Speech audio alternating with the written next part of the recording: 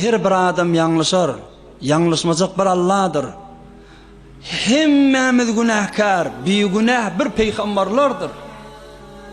Peygamberimiz kullu ibnu Adam hatta'un ve hayrul hatta'in at-tawwabun dedi. Hemmemiz hatakar, hemmemiz istiva eder, yanlışar. Ama yanlışallan behterini batım tövbe ederler. İblis yahlı tevcih etmeyin eden yanlışımıza. Sadıgana Allah'ın önüne Hudaya istiva ettim. Hudaya men sen bendiginden çıktım. Varma diyen yerine vardım. Etme diyen işini ettim. Hudaya buyruklığında kem getirdim. Hudaya beni bağışla dedim. Hol Huday Teala seni arşın devreğine aylarıyor. İnki behterin hatakar tövbe kunende dedi.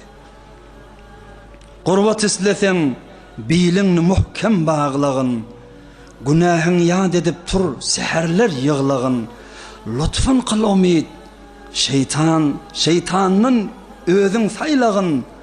Lütfun kıl umid. Şeytanın özün saylağın. Muradın isleyip acizliğin yad eylegin.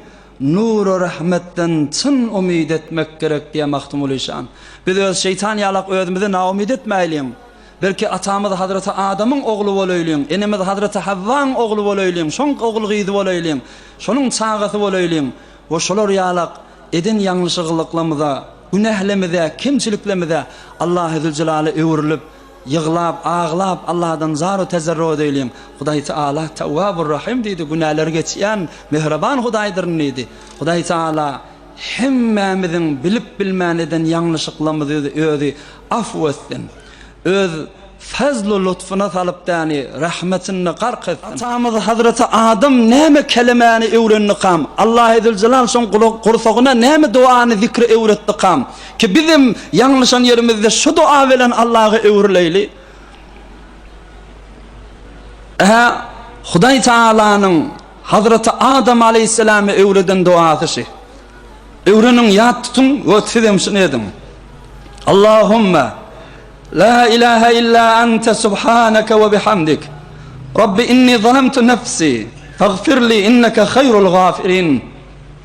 Şu dua. Allahümme la ilahe illa ente subhaneke ve bihamdik. Rabbi inni zalemtu nefsi. Faghfirli inneke hayrul gafirin.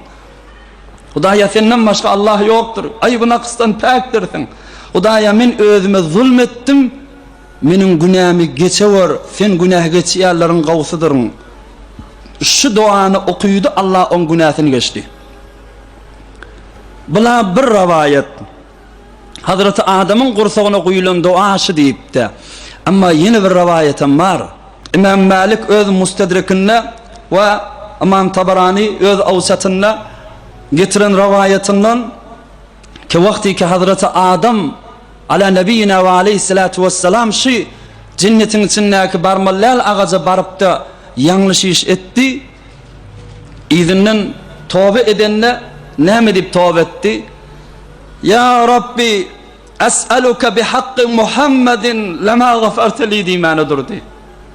Ey Hudaya dedi, Muhammed Peygamberin, Muhammed mahbubun hurmatına men günahımı geçiyor ya Rabbi dedi. Sallallahu aleyhi ve sellem. Subhanallah. Muhammed nerede? Hani Muhammed mı? Ahir zaman peygamberi bizim peygamberimizin ahadi. Salavat edin sallallahu aleyhi ve sellem.